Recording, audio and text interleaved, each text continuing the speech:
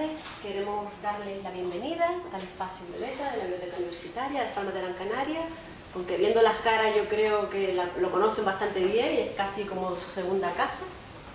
Este espacio nace en el año 2019 con la voluntad de aglutinar los fondos que se encontraban dispersos de feminismo, LGTBIQ+, y estudios de género, ya que detectamos la necesidad del alumnado de tener a mano todo el fondo documental sobre el que versa esta temática. Más que crear un espacio para el estudio, queríamos crear un espacio para compartir experiencias, conocimientos, un espacio para el diálogo y el debate, que tuviera como punto de encuentro la temática que con tanto mimo custodian nuestras paredes. El espacio Violeta, creo que ya todos más o menos lo saben, que ha sido replicado por otras instituciones, bibliotecas universitarias y bibliotecas públicas. Ha sido galardonado con el premio Rana de la Biblioteca Insular en el año 2019. Le ha sido otorgado el sello CCB del Ministerio de Cultura en el año 2019, perdón, el premio Rana fue en el año 2020. Y el espacio Violeta, voy a decir lo que significa para mí. Para mí es un espacio dinámico, abierto, cambiante, un espacio de seguridad, un espacio, ¿por qué no?, de libertad, de transgresión, de reivindicación, que creo que es un espacio muy necesario ahora en los tiempos que corren actualmente. También un espacio que da pie a encuentros como el que tuvimos ayer con la maravillosa Lorenza Machín y su testimonio de vida, el encuentro que tenemos hoy, en el que nos van a llevar de la mano por la vida de las mujeres transexuales en Uruguay. Ahora mismo ya doy pie al compañero del grupo Sentir Pensar, Alex Fleita. El grupo está coordinado por Noemí Parro, miembro de esta comunidad universitaria y fiel colaboradora del espacio Violeta. Muchas gracias, bienvenido. Sé que se siente como en casa, así que nada más.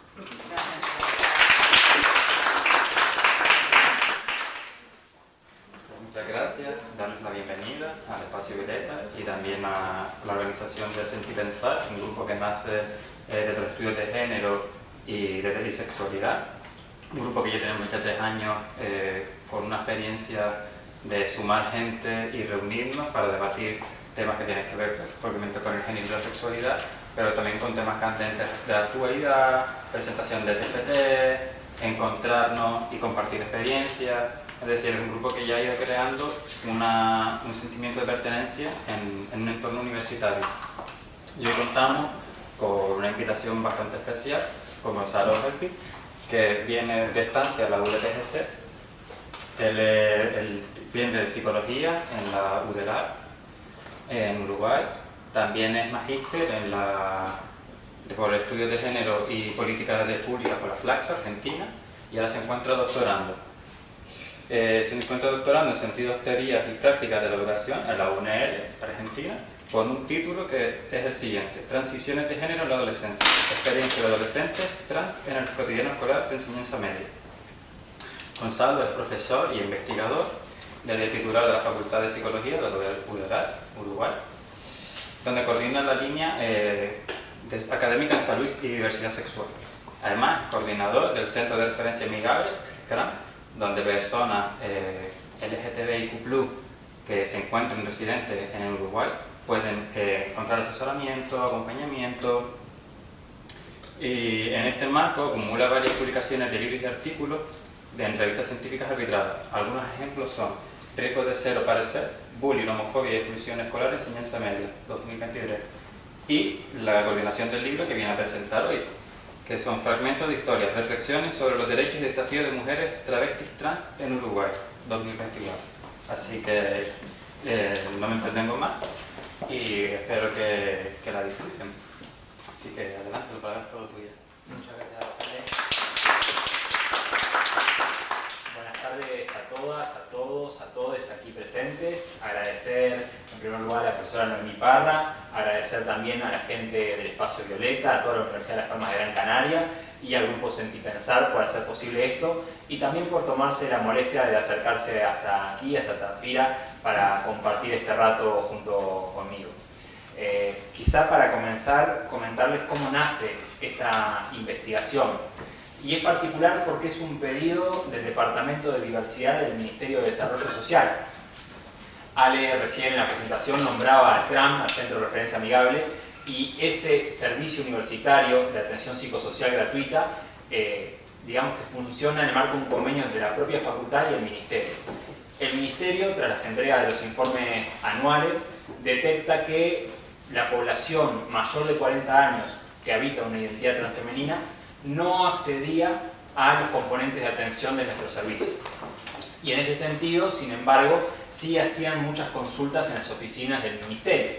Entonces, la secretaria del ministro, el propio ministro, se hacían las preguntas de qué pasa allí, por qué si vienen a nuestras oficinas a solicitar prestaciones sociales, a plantear diferentes vulneraciones de derechos, no acceden a un servicio que es gratuito y está pensado, focalizado en este colectivo.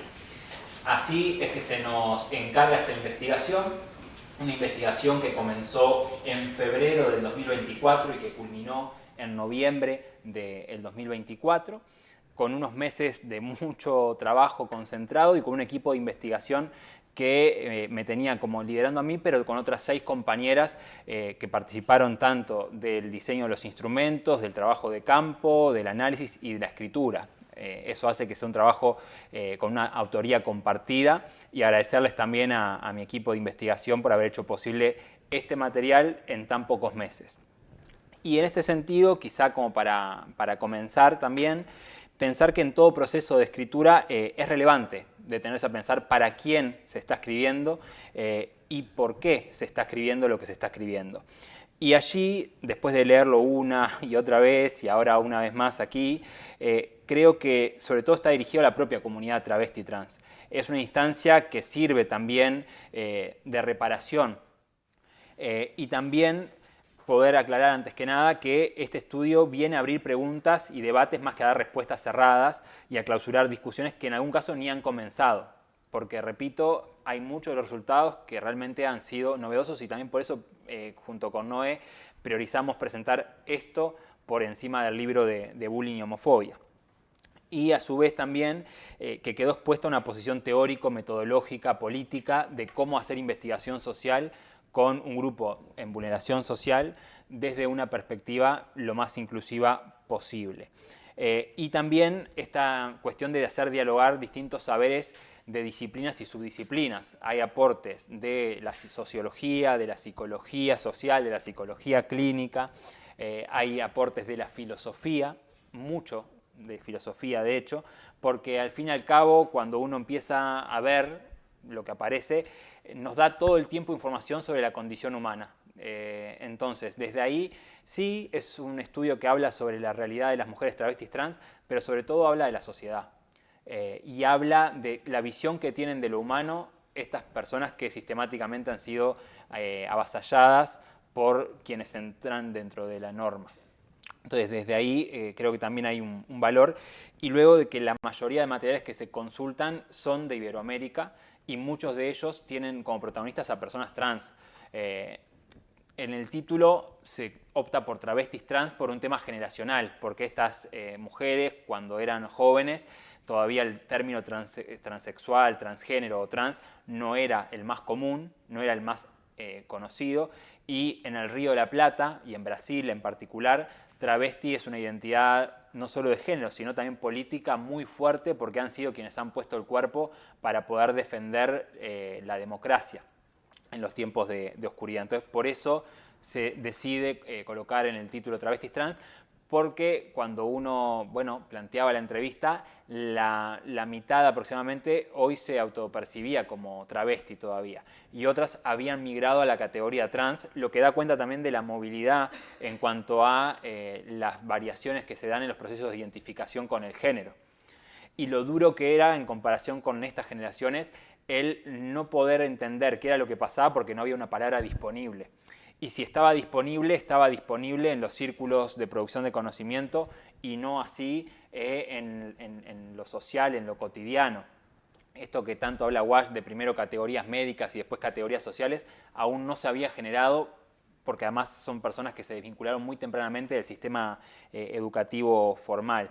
Entonces, también poder pensar en este marco que muchas veces hubo situaciones que las describían y luego se trancaban, y Marcelo Viñar, un psicoanalista uruguayo, siempre dice, bueno, el horror no genera experiencia, sino que genera vacío representacional y por ende lo que nos pasa es difícilmente colocable en palabras. Y hay algo de eso que aconteció aquí, porque de a ratos querían hibanar como una oración y se enredaban y no podían dar cuenta porque hay veces que no hay palabras para poder explicar lo que nos pasó, lo que les pasó, pero sobre todo quise hacer énfasis en esto de lo que nos pasó, porque todos y todas de una forma u otra también somos como protagonistas de esa historia que se cuentan. Y también somos cómplices, cómplices de los silencios, cómplices de las microagresiones y tal. Y después también, en otros casos, era como esta verborragia, de decir, bueno, he sentido confianza y por ende hablo todo lo que antes no he podido hablar. Lo también paradójico es que nosotros tenemos una comisión de reparación, que es la que se encarga de reconocer a las personas que han sido víctimas del terrorismo de Estado para asignar una pensión económica, o sea, una política más como que es al simultáneo de reconocimiento y de redistribución, y que muchas decían que había detalles de sus historias de vida que en la entrevista para la asignación de la pensión no habían narrado y sin embargo en una entrevista para un proyecto de investigación habían sentido la comodidad para ponerlo en palabras, diciendo que luego se habían ido más aliviadas. Entonces, básicamente, ¿por qué fragmentos? Fragmentos lo tomamos en esto de que se cuentan pequeñas historias que están contadas en partes, cortadas por partes, experiencias que son plurales, que son diversas por naturaleza, con matices, y que intentan dar cuenta, por un lado, de las conquistas de una lucha, de los desafíos presentes y futuros y de los pendientes persistentes. Algo que nos duele como sociedad, sobre todo esto de lo persistente en cuanto a lo no resuelto en materia educativa, laboral, sanitaria.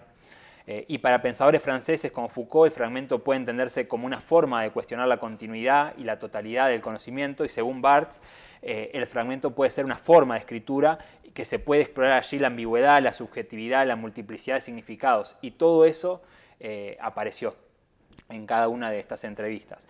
Y básicamente también poder entender que este aporte, que es bien intencionado, no salda toda una deuda histórica, pero sí es un aporte, aunque sea mínimo, a poder pensar esto en las agendas de investigación, porque también es cierto que los esfuerzos de quienes nos dedicamos a esta agenda generalmente van apuntando hacia la adolescencia, la juventud o los primeros años de la adultez, y que el tema de la vejez o de mujeres mayores era un pendiente también para nuestra universidad como la principal universidad pública del país.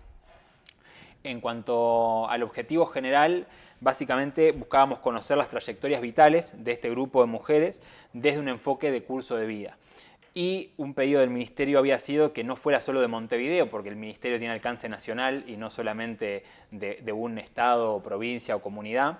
Entonces, desde esa perspectiva, pusimos como a dialogar con todos los movimientos sociales del interior del país para que nos pudieran acercar como personas interesadas en participar. Y la mayoría que eran del interior, sobre todo a una distancia más de 4 horas de la capital, lo que hicimos fue entrevistar vía Zoom, ¿sí? Que fue como lo más accesible. Digo esto porque el Ministerio también nos ofreció el poder cubrir transporte, hospedaje, tanto en una dirección como en la otra. Sin embargo, las mujeres preferían poder hacerlo vía Zoom, desde la comodidad de sus hogares y tal. Y esto nos permitió básicamente llegar a esta muestra de 12 mujeres. 7 de ellas fueron hechas virtualmente, 5 fueron presenciales, 7 residen en la capital y 5 residen en el interior, 9 ubicadas en la franja 40-49 y 3 ubicadas en la franja 50-59. No pudimos obtener el testimonio de personas mayores de 60 años, aunque sabemos que existen claramente personas trans que superan los 60. Y también nuestra idea era llegar a un mínimo de 15 entrevistas, pero era tanta la densidad de información que sentíamos que, de hecho, con las 12 que hay podríamos escribir otro libro o otro informe perfectamente, porque dejamos mucho por fuera, porque era inabarcable. A su vez, en cuanto al fundamento metodológico, como para poder también dar un contexto general, entender que se trató de un estudio cualitativo, exploratorio, con un alcance descriptivo. La técnica seleccionada fue la entrevista semiestructurada. Como práctica de cuidado decidimos hacerlas en dupla. Luego de la primera entrevista y ver todo lo que salía, empezamos a ingresar en dupla a hacer las entrevistas, algo que funcionó positivamente. Y aclarar que el análisis es inductivo, interpretativo, y que se cumplió con todas las consideraciones éticas para poder llevar adelante este estudio. Y en cuanto a que sea en Uruguay y no de Uruguay, básicamente veíamos 4 ventajas en esta forma de inclusión muestral, que era, por un lado, pensar en las mujeres migrantes, que de hecho hubo una de las participantes que había nacido en Argentina y rápidamente a los 5 años de edad había migrado hacia Uruguay, y también poder conocer los matices entre las mujeres de la capital y las mujeres del interior, que de hecho los hay muchos, sobre todo en las cuestiones asistenciales, donde vemos desigualdades geográficas importantes que hacen a la no accesibilidad en un digamos, diámetro cercano para muchas de estas mujeres, y que tienen que mirar a otro departamento para poder tener su atención integral en salud. Y también, en cuanto a la edad, mayores de 40, era para poder abrir desde los 40 hasta más 99, digamos, o 99 y más. Hubo un intento que no se dio de concretar una entrevista con alguien de 72 años, pero también en base a la experiencia CRAM nos parecía importante eso, resaltar que aunque no ha llegado a poder hacerse la entrevista, sí alguna se ha atendido a nuestro servicio o en otros. Vamos a los resultados, entonces, que es lo que generalmente más interesa. Por un lado, en sus historias de vida, cuando preguntábamos por los primeros años, aparecía mucho la violencia en el ámbito familiar más allá del género. Nos describieron estructuras familiares y relaciones de parentesco muy cercanas a lo que entenderíamos como un modelo tradicional de familia, con un pater familias muy marcado, donde el varón disponía y hacía lo que deseaba y todos los otros actores, esposa, hijos y tal, estaban, ¿no? Digamos, condicionados por la voluntad de ese varón. Entonces, antes de incluso poder expresar sus identidades de género, ya relataban que muchas veces sus mamás eran víctimas de violencia, relataban golpizas que les daban por entender que se estaban portando mal. Entonces ahí también hay cierta distancia con quizá los relatos que hoy nos hacen las personas adolescentes. Hoy hay otros también como roles de género que se ocupan y hay otras cuestiones que se han podido ir deconstruyendo. Sin embargo, aquí nos dan cuenta de una familia rígida, imagínense, década de los 60 o de los 70. Y también traían las expulsiones tempranas del hogar, en promedio entre los 12 y los 15 años. Entonces, casi todas las entrevistas están atravesadas por desamparo y también por necesidades básicas insatisfechas. Y solo un caso, digamos, un grupo minoritario era el que recibían aceptación y acompañamiento amoroso, pero la mayoría, el poner en palabras su identidad, significó el tener que ganarse la vida. Y cuando hablamos de ganarse la vida, era u otras mujeres travestis trans que daban acogida, otros familiares que tenían una visión más positiva de la diversidad, o directamente el tener que muy tempranamente ejercer la prostitución, más adelante el trabajo sexual, cuando ya está reglamentado por ley, para poder subsistir. Por ejemplo, acá tengo un relato de entrevista de una chica de 48 años del interior del país que dice: no me sentía, disculpen, perteneciente a esta familia. Nunca lo comuniqué porque si bien mi madre me apañaba mucho, me amaba mucho, me ama mucho, mi padre era todo lo contrario. Era estricto, severo, golpeador, palizas me daba. Yo tenía 3, 4 años. Pienso que también era su gran frustración por no tener el macho que él quería tener como hijo. Creo que volcaba ahí su violencia. En otro caso, de una mujer de la capital, de Montevideo, dice: mi madre me dijo, mirá, yo no quiero tener hijos putos, disculpen por la palabra. Mientras vivas bajo mi casa, vos tenés que hacer lo que yo quiera. Analicé todo y dije, no, yo no voy a hacer lo que vos quieras porque yo soy un ser humano individual, tengo mis pensamientos, así que me tengo que ir. Y me dijo, sí, te tenés que ir. ¿No? Entonces estamos hablando de personas, repito, entre 12 y 15 años, que esas eran las devoluciones que recibían cuando intentaban generar cierto apoyo. Apoyo que tenía más que ver con redes de afecto y de soporte socioafectivo, porque en ese momento pensar una transición como la pensamos hoy en día, medicalizada, en un paradigma de derechos humanos, era un impensable.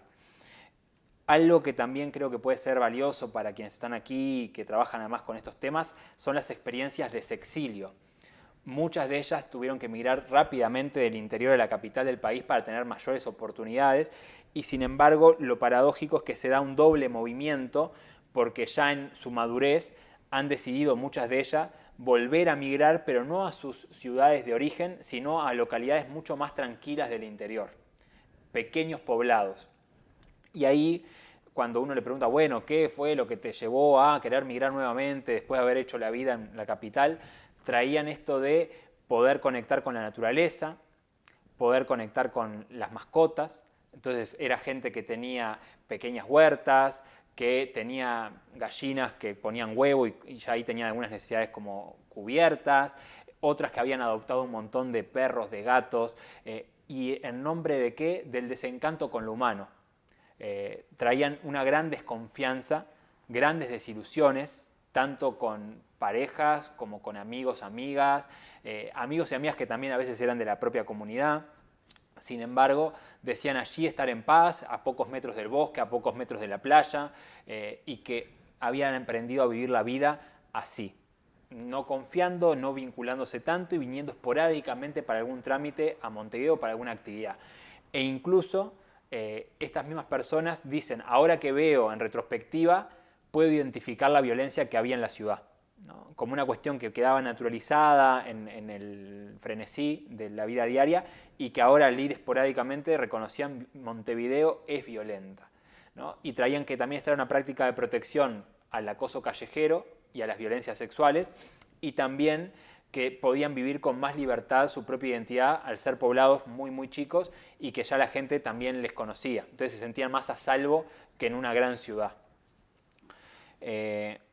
Y ahí también traigo a Marlene Guayar, una académica argentina travesti que ha hecho unos libros espectaculares entre lo académico, lo autorreferencial, lo poético, y ella plantea, bueno, el proceso migratorio está sostenido por la huida y una posible salida a la excesiva violencia policial también, las posibilidades de muerte, el maltrato familiar y la promesa de mejor calidad de vida. Para esta autora, la llegada a la capital suele ser impulsada por una red de mujeres que conviven juntas, se cuidan y se amadrinan entre sí. Y luego también otro de los tópicos por los cuales habían migrado en su momento del interior de la capital era para poder tener tratamiento para el VIH-Sida, ¿no? Y más recientemente también para poder acceder a hormonoterapia segura. Digo hormonoterapia segura porque estamos hablando de una generación que generalmente accedió a hormonización cruzada de forma clandestina y que se inyectaban en clínicas no validadas ministerialmente productos totalmente prohibidos y que hoy les ha generado diferentes problemas crónicos de salud, comorbilidades y riesgo de vida incluso para algunas, que constantemente o muy cerca en el tiempo tienen que hacerse diferentes estudios para ir monitoreando cómo va todo. Y también aparece el concepto de la familia elegida, esto del dolor de tener que abandonar el núcleo original y de construir una familia generalmente con pares de la comunidad. Y también que visibilizan este doble rol, mujeres que cuidan y son sostenidas y mujeres que son cuidadas y sostienen, ¿no? En algo que marca como cierta bidireccionalidad y que también veíamos que esta forma de construir una familia producía cambios y mejorías en la autopercepción, en la autoestima y en las formas de vincularse, desaprendiendo parte de los estigmas que han sido difundidos por nuestra cultura. En cuanto a las vivencias durante el terrorismo de Estado, básicamente lo que nos pudieron contar era el ocultamiento, esto de tener que vivir sus identidades de forma nocturna únicamente, la hipervigilancia, que se puede vincular mucho al estrés de minorías, esto de estar todo el tiempo mirando hacia atrás, viendo dos calles para adelante a ver quién viene o quién no viene, por miedo a la persecución, las detenciones totalmente arbitrarias y muchas veces en espacios que eran de homosocialización. De hecho, ese es otro hallazgo, el poder pensar que, a diferencia de lo que se cree, en los 70 Uruguay, Latinoamérica, sobre todo la parte más sur del continente, veía muchos avances de libertades, ¿no? Entonces ya había la posibilidad de tener socialización entre pares, había espacios de disco, de una subcultura que iba emergiendo, y justamente el régimen dictatorial fue a por todo, ¿no? Y fue mucho contra todo este tipo de cuestiones en nombre de la moral y de la buena familia. Luego todo lo que tiene que ver con abusos policiales, y algo que era muy característico de estas personas que contaron, las liberaciones luego de 48 o 72 horas en pleno mediodía, como una forma de exposición que invitaba a la burla y a la discriminación por parte de los transeúntes. Y esto lo planteaban en varias entrevistas, de decir, bueno, yo estaba maquillada, estaba montada, y me corrían el maquillaje antes de liberarme, justamente para salir como algo payasesco a la vía pública nuevamente. Pero siempre no hay opresión sin resistencia, entonces también nos iban narrando las estrategias de resistencia que habían desarrollado para poder sobrevivir. Y algo que me parece importante es cómo el pasado se hace presente, porque parte de todo esto que iban narrando las condicionaba aún hasta en la actualidad en base a las marcas y huellas que habían inscrito en el inconsciente estas experiencias de tipo traumático. Y también cómo habían limitado sus posibilidades de enunciación y de existencia, porque son chicas que quizá vivieron 20 años, 25 años en el secreto, en el silencio. Una cita textual de una mujer de 47 años del interior. Dice, me acuerdo que en aquellos años, solamente por el hecho de levantarte al mediodía, porque nos levantábamos a esa hora, e íbamos a la panadería, pasaba el orden público y nos llevaba detenidas. Era un calabozo y después te largaban a las 12 del mediodía. Bien como para que la sociedad te viera, te juzgara, se rieran, te maltrataran. Aparte no tenías plata ni para un taxi. Tenías que irte en autobús o caminando. Era horrible. Y aquí uno de los testimonios quizá más fuertes en cuanto a toda la entrevista, pero este fragmento en concreto, de una persona de 53 años del interior, que decía, entonces, una con 14 años vivía constantemente con miedo, cuidándose por los lugares que iba, por las calles menos transitadas, y ahí adentro, cuando te detenían, la falta de respeto era grande. Te obligaban a tener relaciones y a muchas otras cosas que no quiero contar. Entonces, algo que también nos permite pensar esto es que en Uruguay se ha difundido mucho una noción, vamos a llamarle, que vemos que tiene como sus yerros, que era que la dictadura solo había impactado fuertemente en la capital y que en el interior como que casi que no se habían enterado de que había una dictadura tan cruel y tal. Sin embargo, en estas entrevistas, todas las personas del interior nos dan como cuenta de que la dictadura también llegó en localidades pequeñas y de forma muy brutal. Y ahí también poder entender que estos episodios represivos y violentos, el campo este está hecho con mujeres, pero también los varones gays, sobre todo, digamos que lo han contado para otras experiencias de investigación o en entrevistas que han hecho en medios hegemónicos. Y algo grave es que este tipo de cuestiones de las persecuciones, las detenciones arbitrarias y tal, continuaron luego de finalizar la dictadura. Es decir, en la transición democrática también se daban este tipo o de extorsiones o de violencias. Entonces también inaugura una forma de relación entre disidencia y Estado que es complicada cuando uno piensa en transición democrática, porque lo que también Marlene Guayar nos dice es la transición democrática no le llega a todos por igual, y a nosotras nos llegó mucho después, cuando ya estaban luchando por la democratización. Dentro de este colectivo todavía estábamos luchando por una democracia. Y aparece también algo que es novedoso, que son las presiones estéticas y las dinámicas de cispassing. Porque hasta ahora, quizá al menos en Uruguay, pensábamos que muchas de estas mujeres habían accedido a los tratamientos por un tema de afirmarse en sus identidades y en sus feminidades. Sin embargo, a partir del campo lo que vemos es que se vieron exigidas a tener que someterse a diferentes intervenciones para poder ser consumidas en el marco del sexo transaccional, y que esos procedimientos eran los que les generaba ingresos y subsistir. De hecho, muchas se arrepienten de haberse expuesto a esas tecnologías médicas con tan pocas, digamos, cuestiones cuidadosas y faltas de protocolos. Una, por ejemplo, dice, yo no quería tener barba y que se me notara, no quería tener un cuerpo masculino y que se me notara. Entonces mentalicé mucho mi rostro, cómo me gustaría verme, mi pelo, mi cuerpo, mi voz. Nunca me gustó fingir mi voz, pero eso parecía que me delataba más. Literalmente me fui moldeando como una arcilla, ¿no? Y aquí hay otro relato que creo que expresa un poquito lo que venía contando hace unos minutos, que es, a los 20 años ya empecé con silicona. A través de una travesti de aquí, que se colocó con una travesti de ahí, cuando dice aquí es el interior, ahí es la capital, Montevideo, e hice amistad con ella. Vino, intercambiamos ideas, el precio, todo. Ella me la colocó en casa. O sea, estamos hablando de no quirófano, ni siquiera una clínica, sino una cirugía a domicilio. Me colocó un poco. En el momento, claro que uno se atacaba de los nervios. La primera vez, de los nervios, vomité. Fue solo eso. Al dormir, al sentarte, es un cuerpo extraño. Incluso hasta un tiempito atrás sentía mucho la espalda. Ahora ya no hay vuelta. En el momento no tuve temor. Hoy por hoy no lo haría. La silicona industrial no lo haría. Tenés que redoblar el cuidado. Se te va corriendo por el cuerpo. De los senos se corrió para atrás. En la cadera también tengo un poquito y en la cola. Por suerte nunca exageré con las dosis. Pero tenés que estar cuidándote. No sentarte en cosas duras. Al dormirte adormeces. Yo estuve con un médico, hice una consulta con él, fui para que me sacara los pechos también. Yo me quería sacar todo y él me dijo no, era riesgoso. Uno no necesita de eso para ser lo que uno es, ¿no?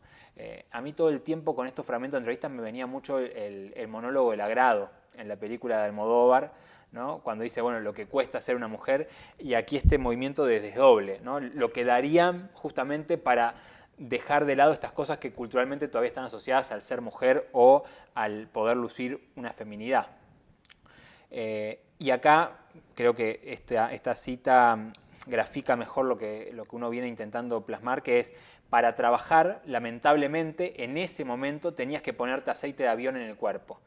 Si no tenías el cuerpo, porque si no tenías que hacerte el cuerpo todas las noches de polifón para poder trabajar. Tenés que caer en el sistema, porque no tenías otra opción. Nadie te iba a dar trabajo, la gente te miraba mal. Si bien era la capital, no eras aceptada. Yo me acuerdo que a los 6 meses de estar en Montevideo, me inyecté el aceite en el cuerpo y automáticamente pude ser una más del montón. Entonces, una vez más, se tensiona esto de cuando es por deseo y cuando es una necesidad que, para poder pasar desapercibida, ser una más. Entonces vemos los mandatos, los prejuicios, las expectativas sobre la identidad y la expresión de género y las presiones estéticas, algunas que vienen de fuera y otras también de dentro, porque así como hay estos relatos, hay otros que iban por el lado de yo si no me ponía las siliconas no me sentía una mujer o no era mujer. Después también algo importante es que muchas no decidían de entrada hacerse estas cirugías, estos tratamientos, porque el pasar por cis todavía era algo que les traía como ventajas en cuanto a evitar encarcelamiento, a poder mantener sus trabajos, y de hecho muchas dicen que pudieron culminar ciertos niveles educativos altos, las pocas que habían culminado la universidad, era porque la habían cursado desde sus identidades masculinas. Entonces desde ahí dicen, bueno, yo sabía que tenía que aguantar, soportar un poco más, porque después de tener un título iba a poder hacer una transición más tranquila. Y después también aparecen las chicas que quizá postergaron mucho esto de poder hacer algún cambio en movimiento para no perder hasta sus empleos, porque estamos hablando de las décadas donde empieza el VIH-Sida, donde la sospecha de un positivo ya se despedía sin justificación a la persona. O sea, estamos hablando de esa época, y también en Sudamérica, no sé aquí, ahora me contarán, pero el neoliberalismo, ese primer neoliberalismo después del Consenso de Washington, duro, en toda la región, con unos mensajes en los medios masivos de comunicación sobre los estereotipos de género y los modelos de belleza muy, muy rígidos, ¿sí?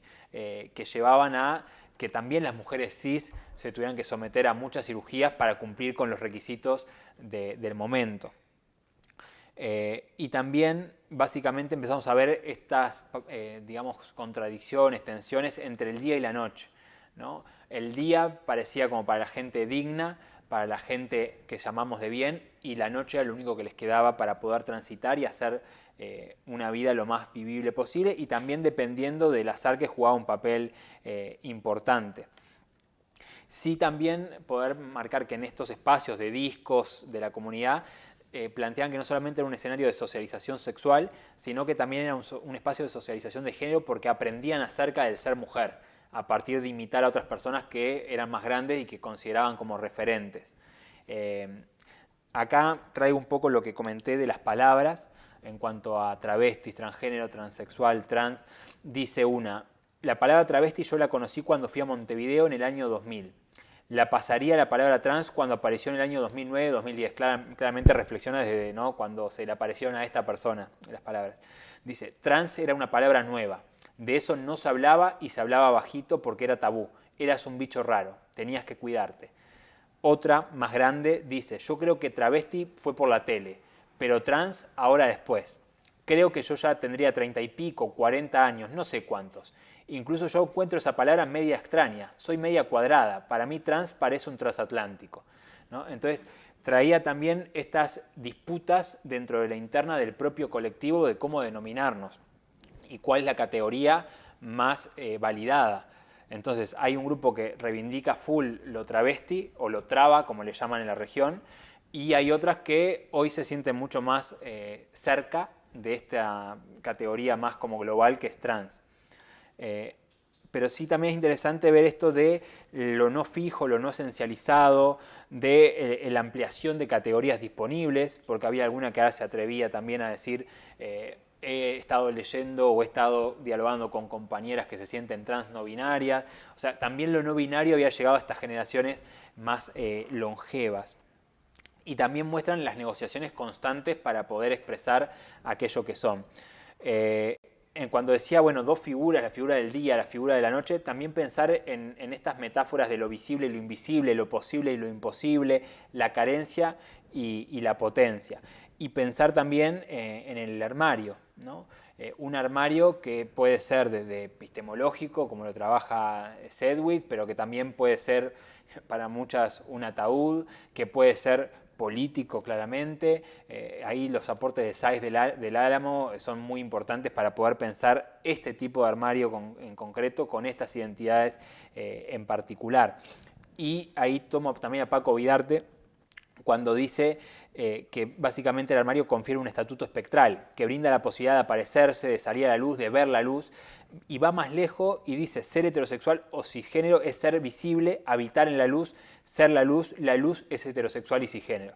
Y esto, que es algo viejo, 2001, en realidad es muy vigente para explicar sus experiencias, porque claramente para muchas de ellas, incluso el montaje con las ropas con las que se identificaban también era por la noche, porque había menos luz, menos exposición, no se enfrentaban con la gente del día, que le llamaban, y de hecho ellas decían: cuando nos ven en el día yendo a trabajar a una oficina, desconcertamos, hay algo de lo disruptivo, porque es algo de lo impensable.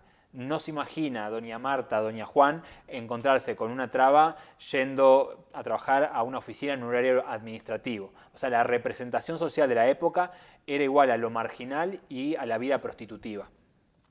Entonces, tomando a Sáez del Álamo con su último trabajo, que es espectacular, del año pasado, dice: una persona en un closet puede leerse como un sujeto detenido, que se detiene, que se para, que se bloquea, que se congela, pero al ser un sujeto invisible, fantasmal, su cuerpo armario no se puede localizar. Es un cuerpo negado y colonizado, que vuelve incesantemente en forma espectral.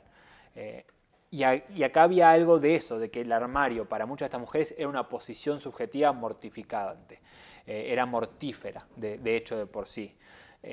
Y después también poder pensar, básicamente, que habitar la luz y compartir espacios comunes aparecía como un privilegio de unas pocas. De esas pocas que quizás sí su expresión de género iba en sintonía con las normas dominantes, o que no desafiaban drásticamente al sistema sexogénero de la época. Ahí dice una: me travestía de noche porque también cuando nosotros empezamos teníamos mucha represión policial. Era la mochila con un tipo de ropa y después otro tipo de ropa para tomarte el bus de vuelta, para que no te paren, para que no te chisten y ni hablar para que no te violenten. Y también traen como dobles salidas del armario. primero salieron muchas de ellas por orientación sexual y luego por identidad de género. Dentro de lo que hicieron por identidad de género, planteaban que reconocen los cambios culturales de las últimas 2 o 3 décadas y que creen que ahora la vida trans es más fácil que cuando a ellas les tocó. Pero esto lo veían en una ambigüedad. Por un lado, muchas entrevistadas explícitamente mencionaron la envidia, siento envidia, y por otro lado era una emoción grande porque decían, bueno, hay gente que está pudiendo vivir las vidas que no pudimos hacer nosotras, pero que nos hubiese encantado. Después también paso, bueno, el closet ya está, esto ya está, porque me fui adelantando un poquito. Ahí va, participación en colectivos. Algo que me parecía muy interesante es poder pensar cómo en realidad se acercaron a los colectivos más que por información para poder compartir sus experiencias atravesadas por el sufrimiento y para poder, como dirían acá, hacer peña.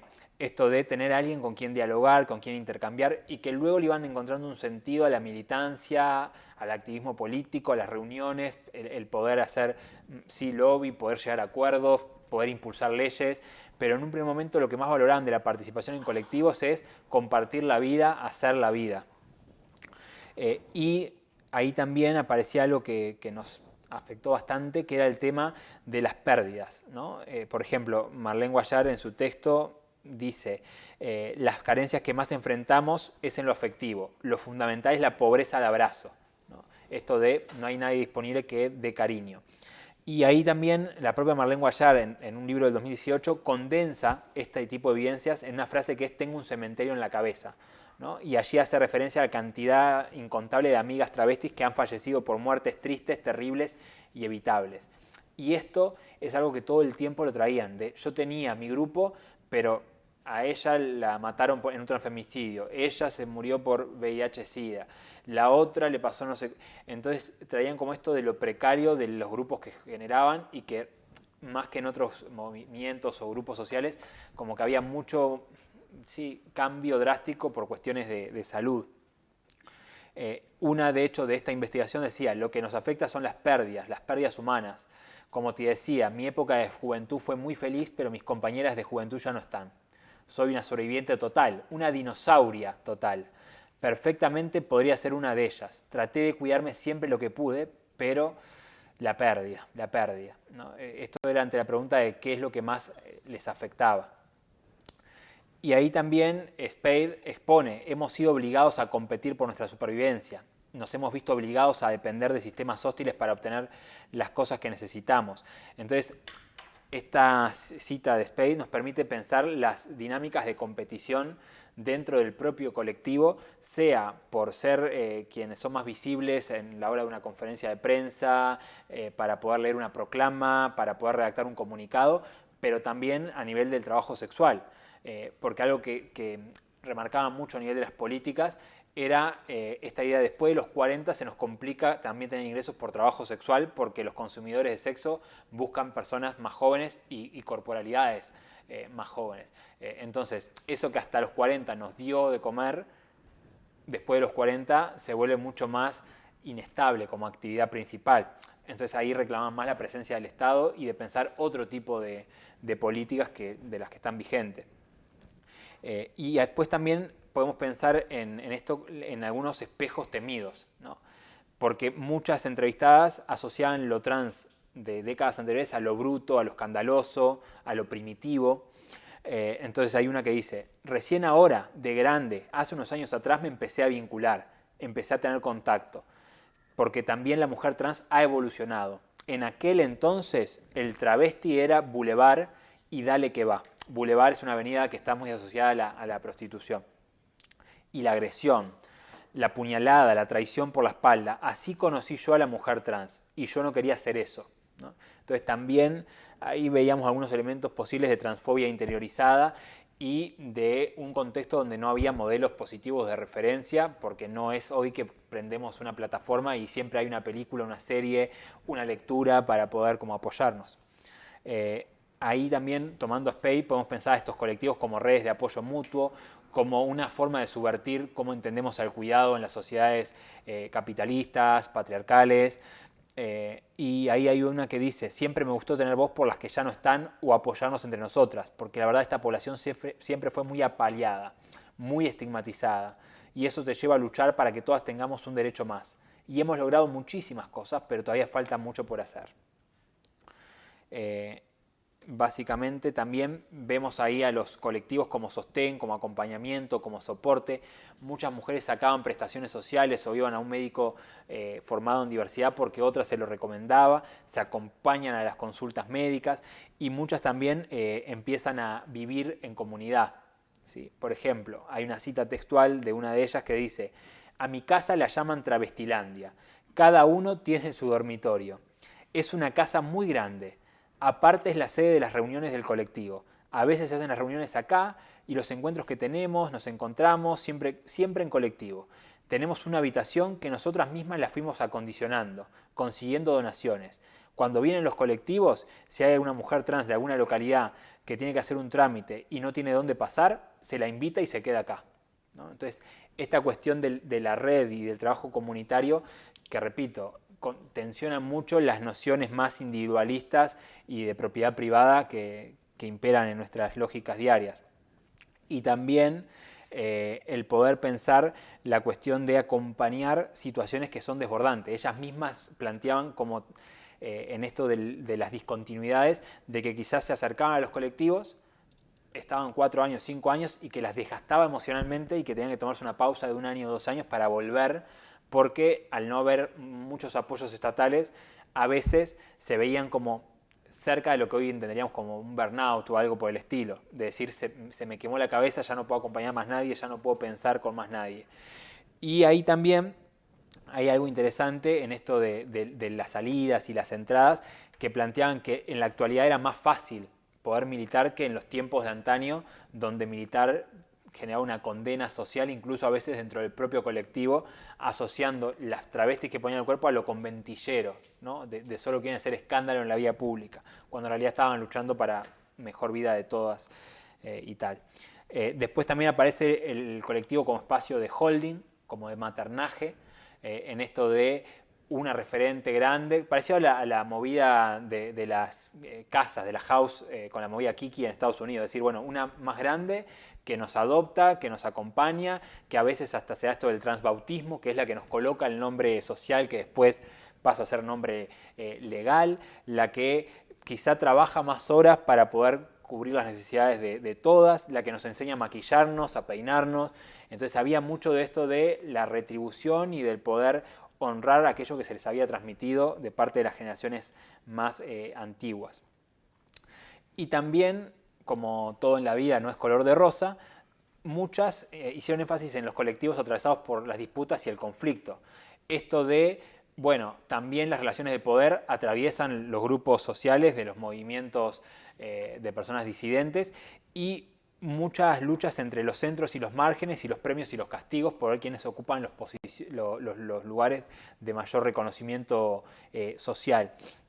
Y ahí hay una colega trans de aquí de España, Junio Pereña, quizá le conocen, que el año pasado decía: no hay lugar para todas, y en el espacio de militancia una puede sentir un no lugar cuando es leída por los pares como una mujer a medio hacer. La académica trans española nos dice que allí entendió que sus hermanas también le harían preguntas innecesarias e incómodas y que el daño no siempre es producido por agentes externos al colectivo.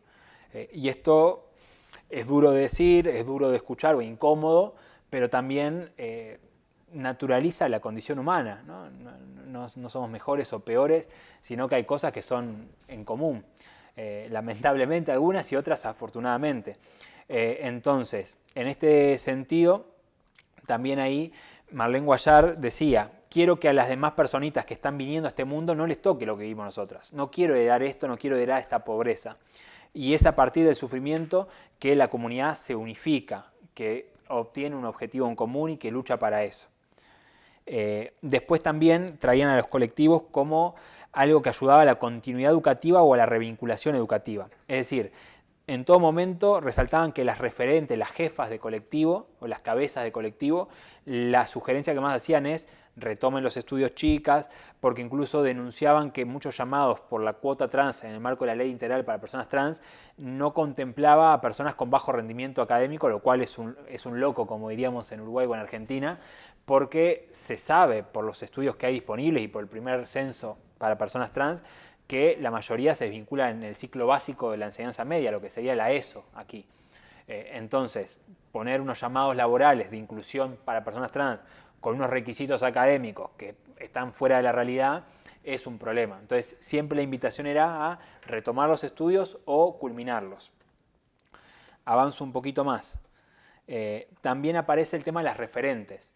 Hay referentes locales que han sido mencionadas, referentes internacionales. Las más mencionadas fueron Marsha Johnson y Silvia Rivera, claves en Stonewall, por ejemplo, que nos llamó la atención de que supieran mucho de sus figuras, que hayan leído mucho de sus discursos y tal.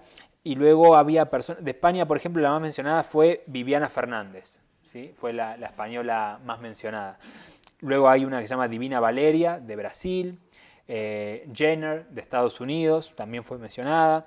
Y luego algunas actrices trans argentinas que marcaron la década de los 90 y los comienzos del nuevo milenio, como Cris Miró, Flor de la B y más recientemente Lizzy Tagliani. Las menciono por si a alguno les gustaría como ir a internet luego a ver qué es lo que hacen. Y también algo que generó mucho debate era las referentes humanas. Por referentes humanas entendían ellas a gente que habían hecho cosas mal y que habían afectado la imagen de la comunidad trans. En Uruguay hay dos casos. Michelle Suárez, que fue la primera legisladora trans que accedió al Parlamento y que luego fue desvinculada de su banca por situaciones de chantaje, de extorsión, o sea, fue procesada. Le sacaron los afueros y terminó procesada. Entonces, desde ahí, ellas decían, qué macana, él llegó hasta allí y se va salpicada y nos salpica. Transferencia de estigma. Y también está el caso de Romina Celeste, que es otra militante de un partido político, que hoy está también cumpliendo años de condena en prisión por amenazas, por difamación y asociación ilícita. Entonces, son dos mujeres uruguayas, travestis trans, que en su momento fueron muy reconocidas y que terminaron ambas teniendo problemas judiciales importantes al punto de ser procesadas con condena y con prisión. Entonces, desde ese punto de vista, traían esto de nos gustaría que no fuera así, es lo que es, y esta cuestión de no poder como conectar con que somos humanos y hacemos cosas buenas y malas y que no todo el rato somos buenas personas o malas personas. Entonces me parecía interesante traer esta cuestión y otras que por un tema generacional decían yo no tengo referentes porque las actrices del momento, las académicas del momento, las no sé qué del momento son cercanas generacionalmente a mí y por ende dejaban entrever una cuestión de que para que haya alguien que sea referente tiene que estar a una distancia importante y en una situación de jerarquía, que en realidad no necesariamente tendría por qué ser referente a alguien que acumule un montón de méritos, sean académicos o políticos o lo que fuere. Avanzo un poco más. En cuanto a políticas públicas y atención en salud, traen básicamente que la nueva normativa, que es muy similar a la ley trans que se aprobó aquí en España, la nuestra fue aprobada en el 2018, que representó un avance significativo para poder acceder a servicios amigables, y también la mayoría se atendía en el subsector público, en los hospitales públicos, porque el costo era a cero. Entonces podían acceder a sus hormonas, a sus estudios, a sus cirugías, sin costearlos económicamente, sabiendo que es muy difícil la inclusión laboral en el mercado formal.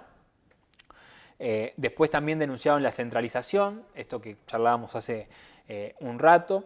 También denunciaron la falta de formación, cuestiones más de transignorancia que de transodio. También mencionaron mucho el tema de que en el subsector privado quizá a veces una pagaba y que tampoco la atención era radicalmente mejor que en la experiencia del sector público. Y también nos criticaron mucho a los psicólogos y a los psiquiatras en esto de decir, aunque hay un paradigma de derechos humanos, todavía la patologización sigue a la vuelta de la esquina.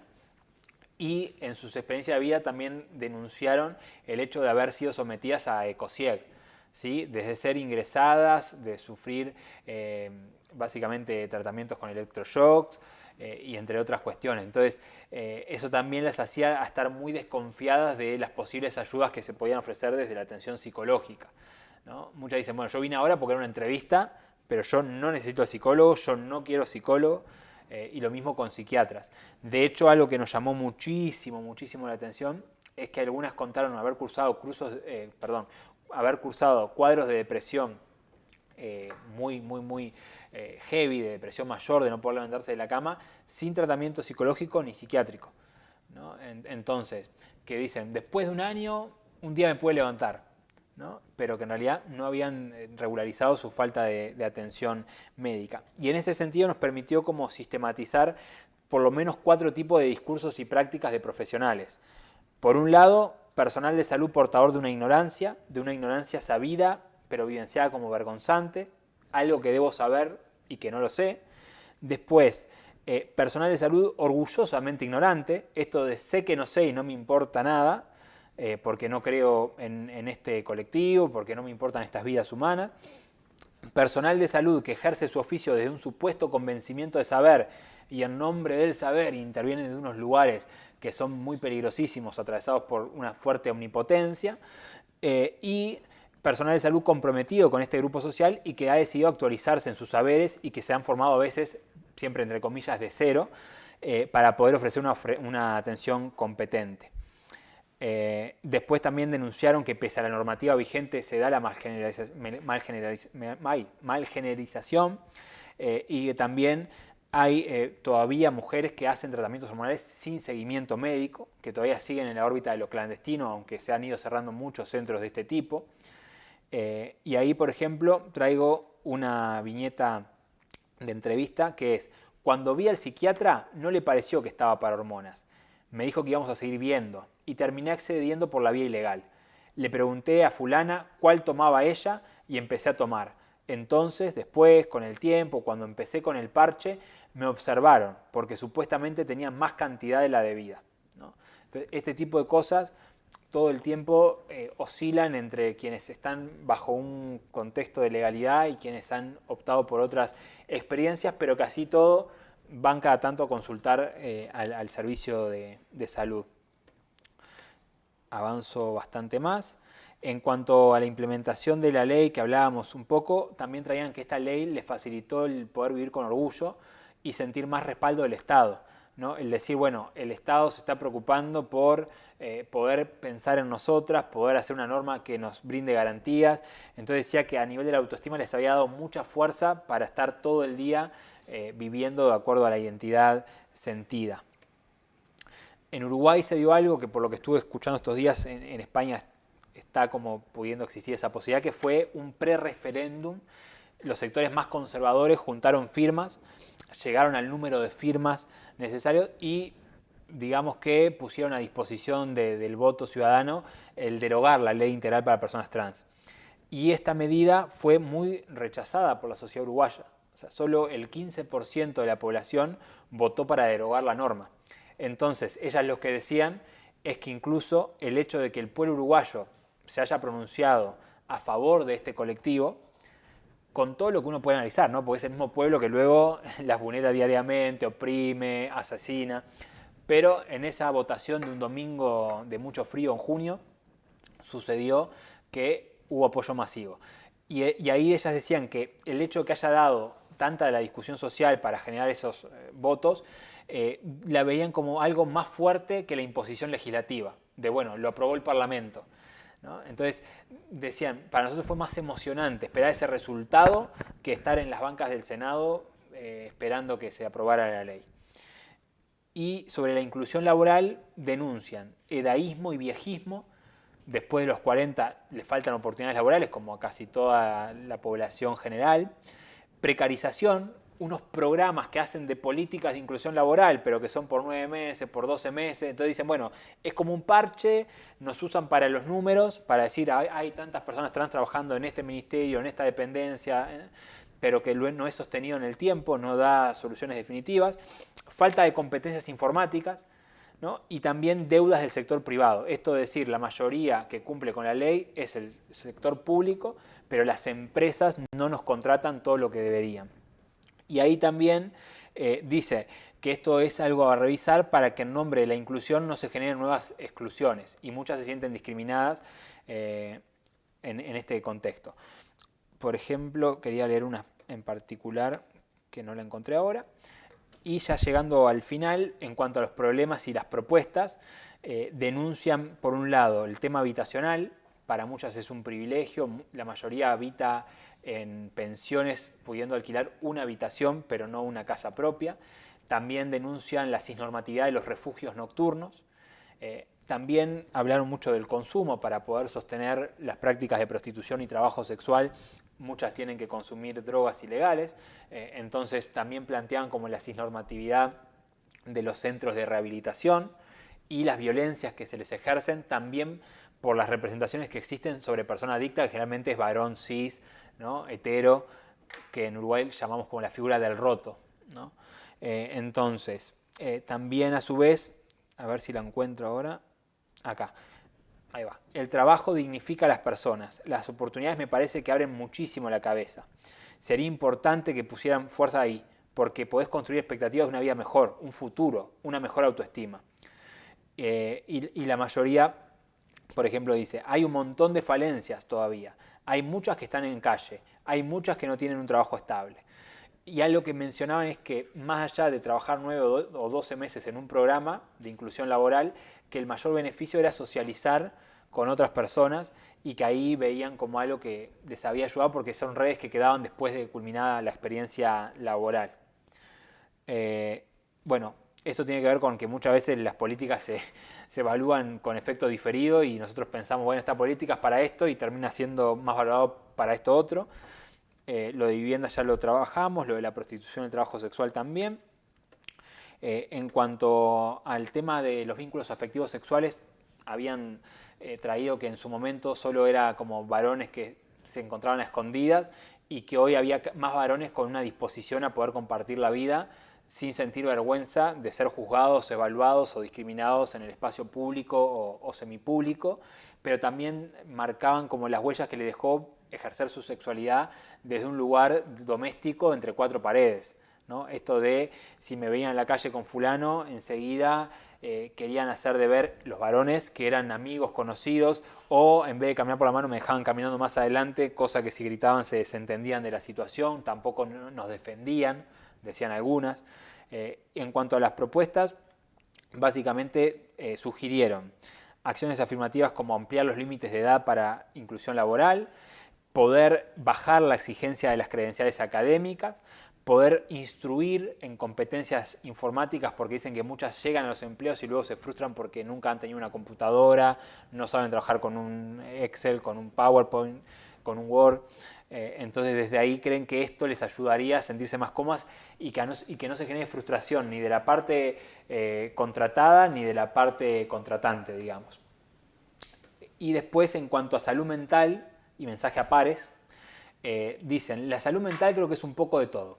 Yo creo que es estar bien, estar animada, positiva, pero también es parte del estar triste o angustiada, o melancólica, como vos querés llamarlo. En equilibrio constante según la OMS. Esto me encantó, en esto de la lectura y tal, ¿no? Daba la definición de salud mental de acuerdo a la OMS. Otra dice, salud mental es alguien que se autoconoce, se autopercibe, se autocría, autoforma, se autosana. Que ahí, bueno, hago el contraste porque también se toca mucho con el autoengendramiento, ¿no? Como una responsabilidad del individuo velar por su propia salud mental y no pensar en las estructuras sociales que hace que uno enferme también o padezca. Después dice otra, creo que la salud mental no es solamente que vayas al psicólogo. Hay un montón de personas que no tienen contención, que no tienen con quién hablar. Hay gente que carga con mochilas, con historias horribles y no tiene dónde drenar el problema. Sobre todo la falta de contención y de amor. Creo que esa es una de las cosas que más afecta a la gente. Y en este sentido, algo que nos pareció también muy interesante es que muchas describían ejercer los primeros auxilios psicológicos sin saber lo que eran los primeros auxilios psicológicos con sus pares, ante situaciones de violencia callejera, ante situaciones de violencia de género, de violencia en la pareja. Nos parecía interesante. Y otra decía, entonces no puede haber salud mental cuando nadie puede elegir, ¿no? Y ahí sí trae más lo social y lo cultural a cómo son las formas de padecimiento contemporánea. Otra va más allá, mucho más como dura en su reflexión, y dice, la salud mental es una mierda, no hay, no existe, son contadas con las manos las compañeras que tienen salud mental. Y de hecho traían mucho el tema de los diagnósticos que han recibido y la falta de acompañamiento psicofarmacológico sostenido en el tiempo. Veían con miedo el deterioro de pares en materia de salud mental. Esto sigo, no hay tiempo ahora, sigo más. Cierro con los mensajes a sus pares, porque lo que quería básicamente como el proyecto cerrar era, bueno, desde tu recorrido de vida, desde todas estas décadas ya transitadas, ¿qué mensaje les dejarías a las personas que están iniciando su transición o que recién se están autodescubriendo? Y muchas decían, hoy en día no es lo mismo. Ser trans hoy es totalmente distinto a ser trans hace 20 años o 30. Está bueno que se logre abrir el abanico, que logre salir otra realidad, otras realidades. Ojalá que se siga haciendo, pero como dije hace un ratito, no desde el ratón de laboratorio, sino desde el acercamiento a hablar. Nunca la imagen de ratón de laboratorio va a ser buena y siempre va a ser rechazada. Otra, de 59 años, dice que se quieran, que se acepten, que se tenga paciencia, que es difícil ser punta de lanza y no llevarse por el alrededor. El alrededor siempre cambia. Otra, de 53 años, del interior, dicen, cuiden su mente, más que el cuerpo. Cuiden su cuerpo también, porque es su templo, pero la mente. Cuiden los pensamientos, las acciones. Amen de la forma que sea. Si tienen pie grande, ame el pie grande porque es el que lleva. Amarse más.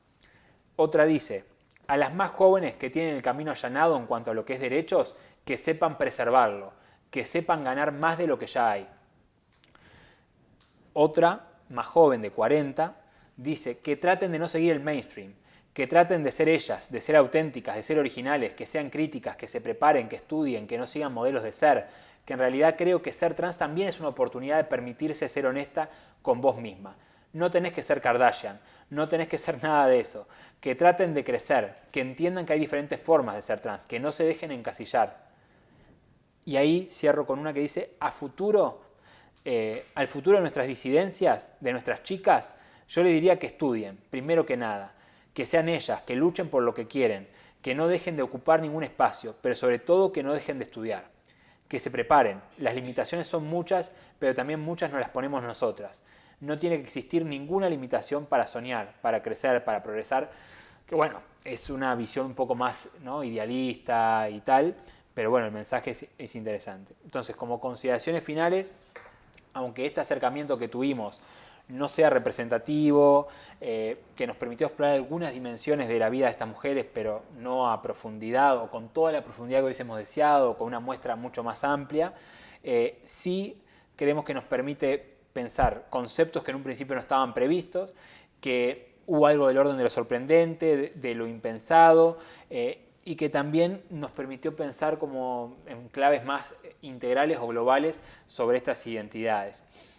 Después también poder pensar en cuanto a las décadas pasadas y cómo hoy se da un mayor apoyo social, que esto lo reconocen, mayor reconocimiento, que el ser públicas por su rol de militantes las lleva también a ser más protegidas en los barrios, en las comunidades, porque es fulana la que sale en la tele, o fulana la que da un taller en el Insti, fulana la que va al centro de salud y ella misma con su grupo forma a personal médico y no médico.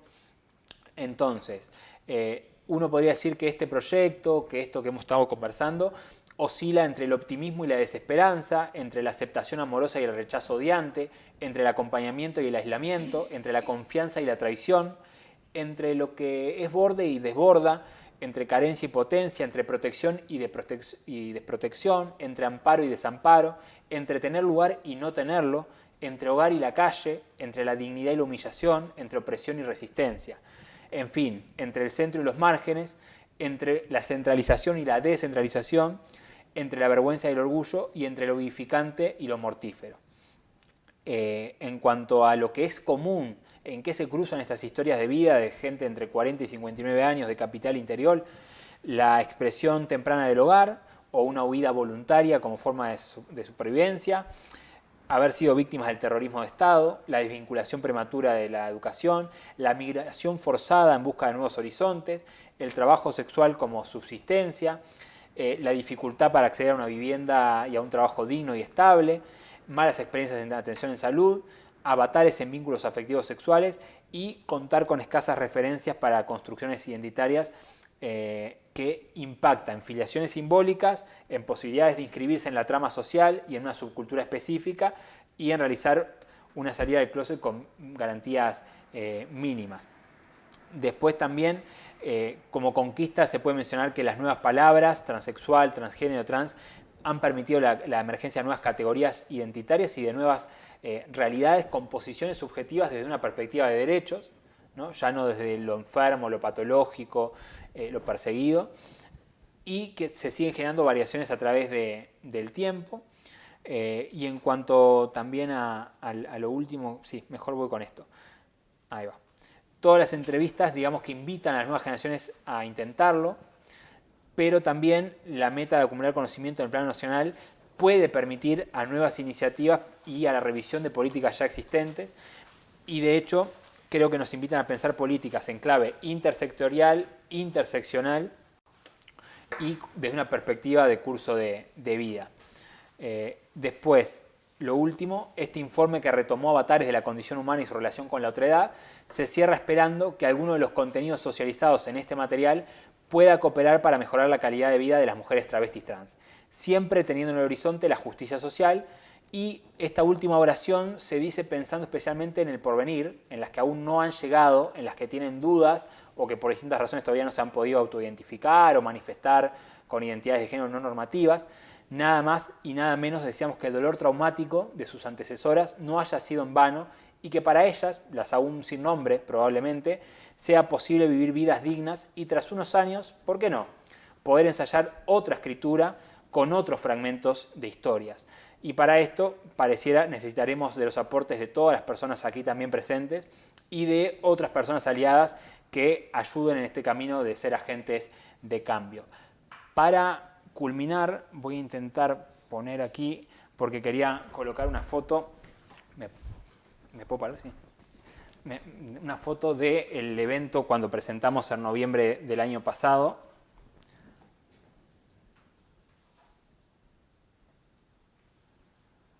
Bueno, disculpen, el tiempo es tirano y la tecnología también. Ahí va.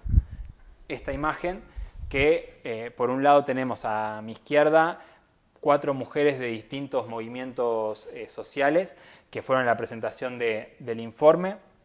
Aquí tenemos a Karina Perkovich, que es la presidenta de la Asociación Trans del Uruguay y es la referente más longeva actualmente del movimiento trans uruguayo, y Sofía Saunier, que es argentina, radicada en Uruguay.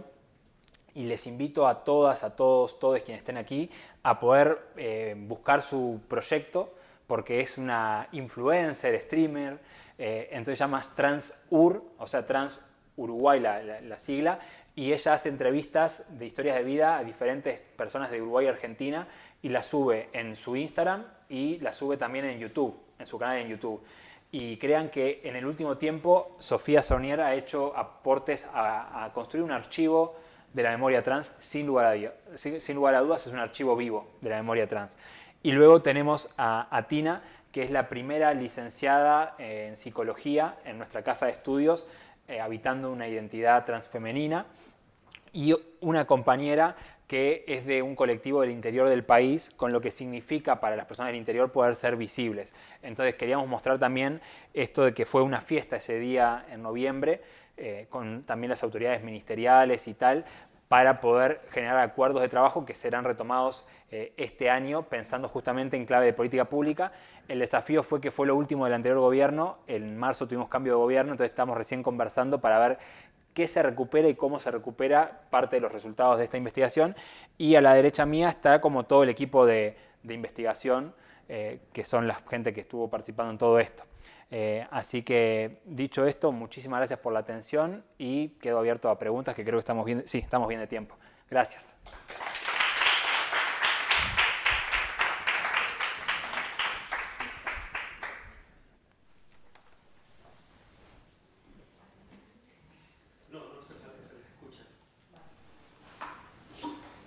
permiso que necesito agua.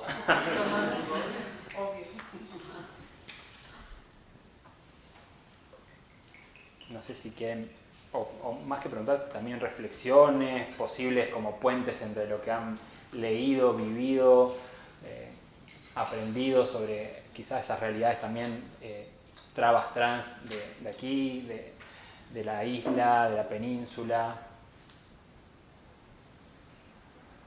Todos a la vez, ¿no?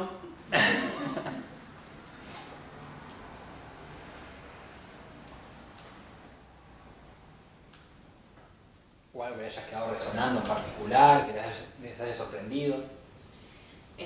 Bueno, yo en primer lugar muchísimas gracias porque he estado enganchada al relato de ella a través de ti y a ti también. Y yo tengo una pregunta y una consulta. La pregunta es, en realidad, ¿cuál ha sido, no? Todas las personas cuando hacemos investigación tenemos algún tipo de flechazo, ¿no? Y momentos de repente pensar, "Ño, este es el descubrimiento", ¿no? No lo sabía, pero... Entonces me gustaría saber si viviste eso, si lo vivieron y qué fue exactamente, ¿no? Ese momento a veces casi de epifanía.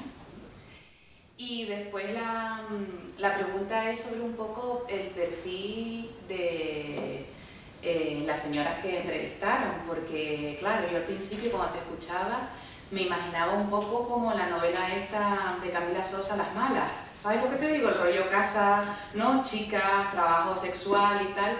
Pero no sé si tiene que ver con mi propio también a veces prejuicio ¿no? De cómo se construye una identidad travesti trans en esos momentos, ¿no? Que yo me la imagino como muy vinculada a la exclusión también, un itinerario que te lleva, ¿no?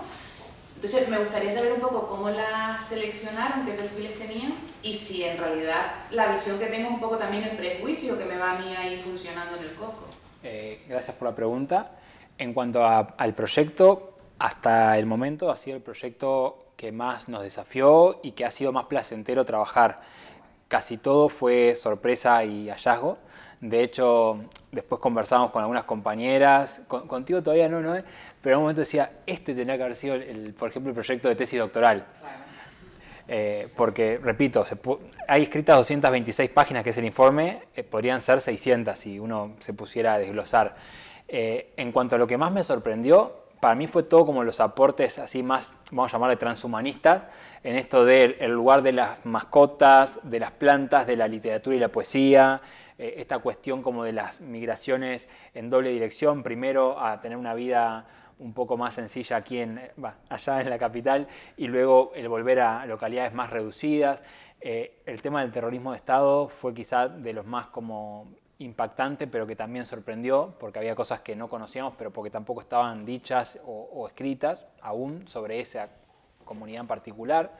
Yo diría que en cuanto a hallazgos, es el proyecto que hasta ahora quizá uno iba con una idea y se pateó todo, digamos, después de la segunda o tercera entrevista.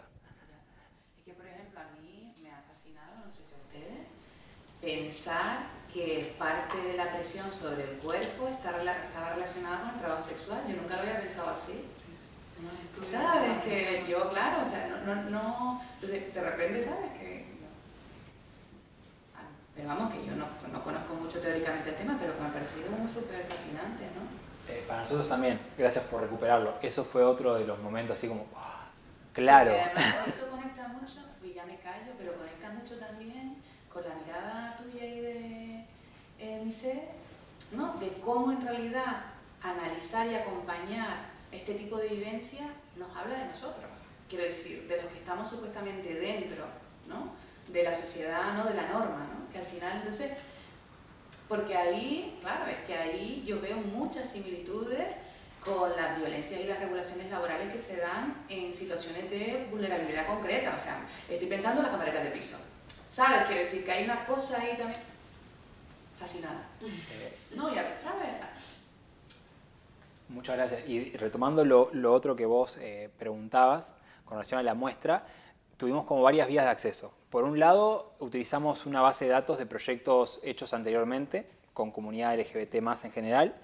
Luego utilizamos las redes sociales online del CRAM y del propio Ministerio de Desarrollo Social y también de movimientos sociales de referencia. Utilizamos claramente la técnica de bola de nieve, que en esto fue como muy útil, y también utilizamos la base de ex personas usuarias del CRAM que cumplieran con los requisitos de criterios de inclusión muestral. Entonces, mediante todas esas vías intentamos llegar. Lo más sencillo fue la capital, por motivos hasta de densidad demográfica, de que según el censo trans, la mayoría de las personas trans mujeres en Uruguay viven o en Montevideo o en Canelones, que es el departamento también el segundo más poblado, y las del interior, la clave fue los movimientos sociales locales que nos iban acercando como personas interesadas. En cuanto a la conformación de la muestra, era muy interesante porque teníamos de gente que solo había terminado enseñanza primaria a gente que tenía carreras universitarias, y después también gente quizá más de un nivel socioeconómico medio o medio alto a gente en extrema pobreza. Varias de ellas, por lo menos 4, o sea que un tercio de la muestra, compartía vivienda con otras personas también travestis trans, que por un tema de no inducir a un sesgo y tal, no se podía entrevistar a todo el mundo, pero sí vivían, y 2 por lo menos en un pasaje de la entrevista sí admitieron que la misma casa también la usaban con fines de trabajo sexual, porque era un alquiler compartido, digamos. Así que creo que sí, ahí quedó contestado. ¿No? Por favor, a ti.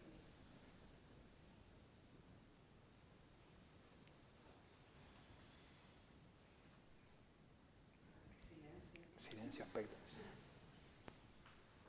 ¿Me levanto? No. Tenemos un tiempo, porque yo creo que has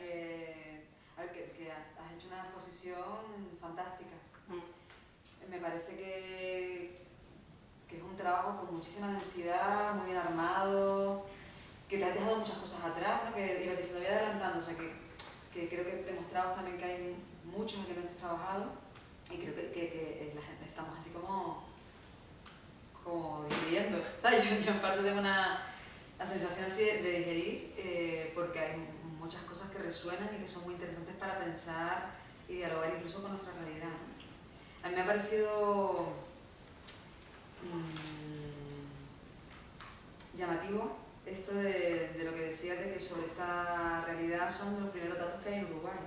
Entonces, que también es verdad que en España pasa un poco esta situación, de que son pocos los estudios que hay sobre mujeres más mayores. Y luego una cosa que hablábamos cuando en Montevideo, cuando me contabas de este proyecto, que estaban entusiasmados con esto que estaban haciendo, con los primeros resultados que estaban teniendo y el análisis, y sí me decías sobre las dificultades para entrevistar a mujeres más mayores, ¿no? De este grupo de edad. No sé si recuerdo bien, igual no estoy equivocando, pero decías como que tuvieron que bajar en parte Sí, la franja mínima. La franja de edad. Entonces, me gustaría que contaras un poco sobre eso, porque creo que es interesante, sí, ¿no? Conocerlo, ¿no? Porque esa edad, ¿no? En particular. En realidad, cuando el ministerio nos lo planteó, la primera idea era mayores de 60. Ya ahí era como, sin haber empezado el campo ni nada, nos parecía un poco difícil de más. En conversaciones, negociaciones con el ministerio, habíamos llegado a un acuerdo de mayores de 50. Y cuando comenzamos, en realidad veíamos que sí, hay un porcentaje nada despreciable de más 50, pero que todo el tiempo desde el comienzo se comunicaban más personas más cercanas entre los 40 y los 50. Entonces, también ahí, en base a los datos del censo trans y lo que es la esperanza de vida en nuestro continente, en Uruguay es un poco más elevada que la media continental, pero igual de que muchas veces ya la vejez trans tiene unas particularidades distintas de lo que es la vejez de la población general, y que suele ser población que se considera envejecida antes de tiempo, por sus condiciones materiales y subjetivas de existencia. Entonces ahí también hacía sentido de ya que más de 40 años viviendo en todas estas condiciones que hemos ido describiendo, era más que meritoria para poder conocer sus historias, que se pudieran expresar, y de hecho no había tantas diferencias como uno hubiese imaginado entre los relatos de las de 43 y 59. O sea, eran mucho más los puntos en común que los que no. Sí, para mí, ahora que estoy con la tesis doctoral, que es con adolescentes trans, veo abismos de diferencia en cuanto a las narrativas.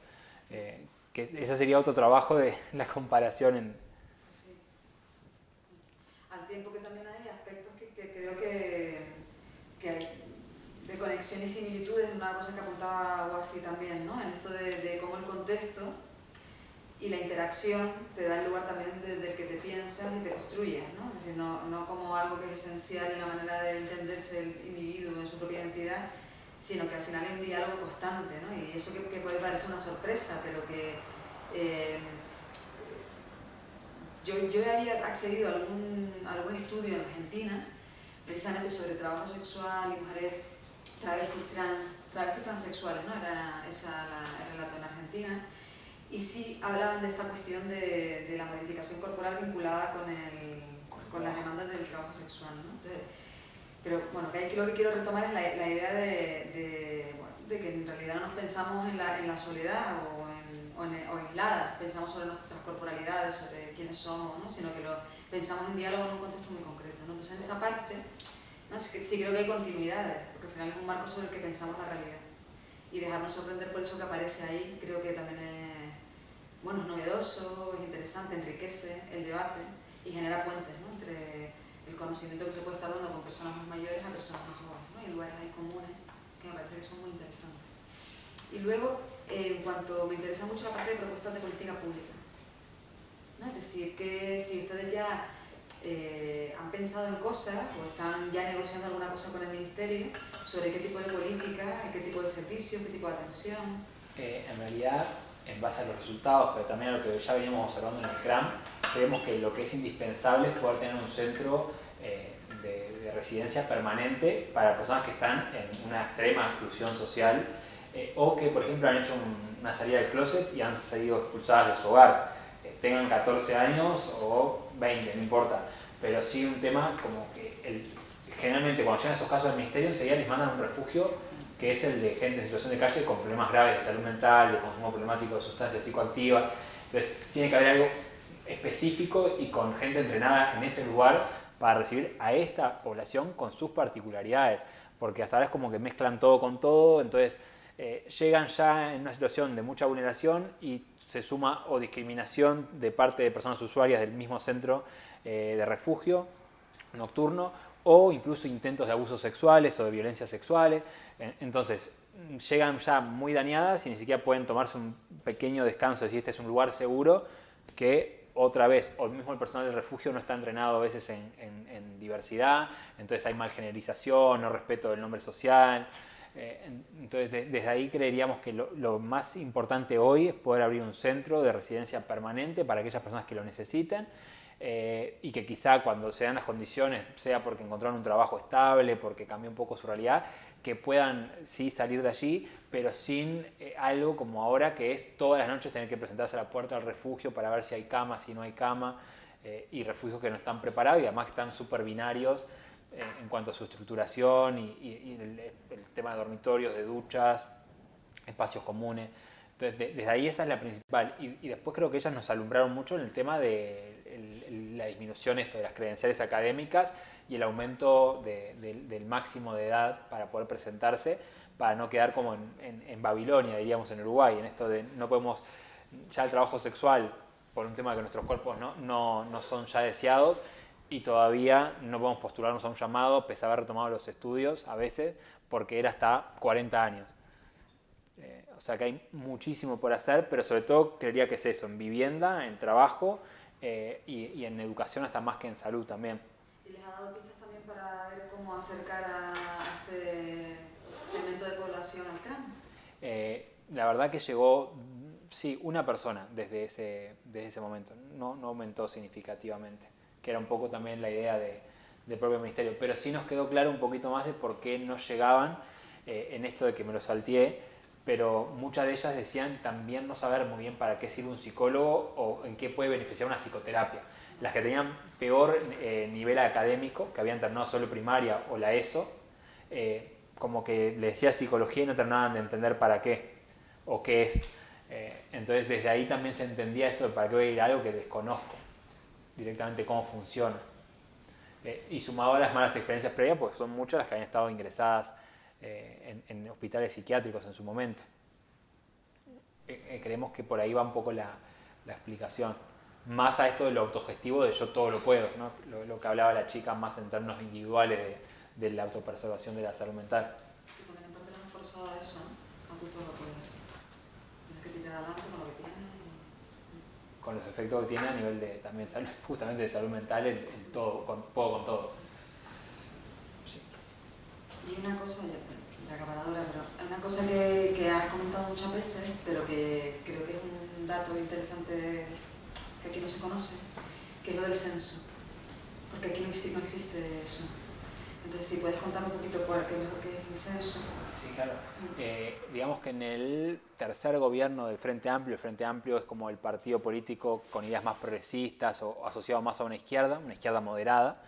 En un momento empezó como a interesarse por los grupos minoritarios o minorizados, entonces sobre todo comunidad LGBT+, población afrodescendiente, personas en situación de discapacidad, y a partir de allí, con la cuestión trans, detectaron que había una ausencia total de datos y que es muy difícil diseñar políticas públicas si no se tienen datos disponibles, vigentes, actualizados. Entonces desde ahí se pensó que el Ministerio de Desarrollo Social encabezara el primer censo para personas trans del Uruguay. Hubo algunas barreras porque no se pudo censar a personas menores de edad por unos impedimentos legales. También es cierto que quedó un poco sesgados porque hoy sabemos que son mucho más los varones trans que las mujeres trans y sin embargo en el censo hay muchas más mujeres trans censadas que varones. Los varones quedaron más invisibilizados porque también hay otro contexto de emergencia de las transmasculinidades. Y bueno, y ese mapeo nos permitió conocer mucho todo el perfil sociodemográfico y cómo vivían diariamente. Y también fue base para lo que llamamos Tarjeta Uruguay Social, que es una prestación social que se le otorga a personas trans, que es una política de reconocimiento. Cualquier persona trans la puede solicitar, no importa si gana, no sé, 4.000 euros por mes o 200. Toda persona por ser trans puede acceder a esa prestación y el censo ya permitió difundir esa prestación y a veces ya se iba como la persona con la participación en el censo y además el trámite ingresado para cobrar la prestación. Y en el 2023 la Intendencia de Montevideo, sería como acá el ayuntamiento, sí, el ayuntamiento hizo el primer censo a personas no binarias, pero no fue nacional, sino que solo de la capital, también para ir mapeando cuál es la realidad de esa población. Pero los datos del censo trans están disponibles en la web y fueron muy duros porque hay muchas de las cosas que acá compartimos que ya habían sido detectadas ahí sí en este censo. Y de hecho en el informe, en el capítulo más como de contextualización, retomamos muchísimo de los datos del censo para poder después hacerlos dialogar con otros materiales teóricos. Así que si pueden y quieren, les invitamos a poder hacer la lectura del censo. Pero participaron unas 900 personas de ese primer censo y de hecho en este gobierno que acaba de entrar en marzo hay una idea de poder hacer una segunda ya edición porque cambió mucho la realidad en Uruguay en 10 años.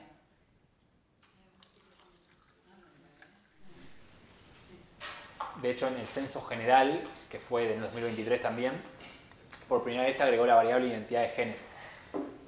¿Hay una movida con eso? No se puede incorporar. Por temas de, o sea, se entiende que son informaciones sensibles, la orientación sexual y la identidad de género. Entonces hay un límite que no te permite incorporarlo si no es que la persona quiera decirlo, no es algo así como preguntar, ¿podrías decir? Tienes que hacer Quisieras decir, tienes que formularlo de una manera. Sí, claro, y hay una limitación para tener datos de la población, pero a mí lo del censo sí me parece una pasada interesante. De hecho, ellas mismas para defender sus derechos apoyan mucho según el censo, Vale. es como algo muy querido por la propia comunidad. ¿Se anima alguien más a preguntarle alguna cosita a Gonzalo?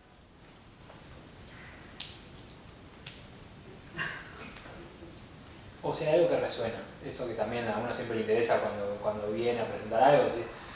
Esto lo asocio con esto que creo que está pasando ahora en España o que pasó, o en Gran Canaria en particular, no sé si quieren como comentar algo, que digan no es tan diferente o suena más a cuestiones que se repiten que a algo muy radical. Sí, no, yo no suelo participar, pero como no todos los días, tengo que aprovechar. Hay una cuestión que me llamó que me resonó interesante porque es verdad que, por ejemplo, cuando yo estudié el TFM hay una cuestión que los procesos de subjetivación tienen mucho que ver con garantizar las condiciones materiales, y aquí me resuena toda la parte que se del trabajo sexual, de cómo muchas veces también tú no puedes llegar a cierto punto o tienes que quedarte en determinadas experiencias porque tienes que garantizar determinados trabajos, ¿no? O al revés, es decir, cómo se fetichizan estos cuerpos, ¿no? Por querer llegar o con los penes, por ejemplo, mujeres con penes tienen que dejar una interrupción de su proceso porque son demandados, ¿no? O al revés, tienen que ajustarse a un canon concreto para poder ser demandados. Y me llama mucha atención en cómo muchas veces son estos cuerpos muchas veces fetichizados y se quedan vinculados, ¿no? Se quedan ahí y hablan precisamente pues, con masculinidades o con las feminidades. Y luego también otro contexto que me llama poderosamente la atención es, como decías, que cuando se hizo una especie de pre-referéndum, ¿no? Que me pareció interesante que sea, digamos, de una medida más populista, que sea la gente que decida que no, que se mantengan las medidas, cuando estamos en un contexto precisamente que a golpe de puro, ¿no? Cada vez hay un recorte de los derechos de las personas trans, se celebra, ¿no? En Reino Unido lo de las políticas contra las mujeres trans, y siempre estamos como bombardeadas por noticias negativas o como parece que no hay como esperanza, ¿no? Como que no hay, como que estamos con muchos recortes. Y después precisamente estas políticas o estas medidas siempre refieren, creo que da como un golpito, ¿no? de esperanza, de decir, no, la gente realmente no está perdida. Y me pareció como interesante subrayar. Queda gente buena todavía. De hecho, Uruguay es, según el Latino Barómetro, uno de los países con mayor nivel de aceptación en Sudamérica de la diversidad sexual. Digo diversidad sexual porque la aceptación hacia identidades lésbico-gays es mucho mayor que la hacia identidades trans, pero igual la media de aprobación de identidades trans es más baja en el resto de Sudamérica que en Uruguay. Uruguay y Argentina encabezan como ese listado a nivel de aceptación social.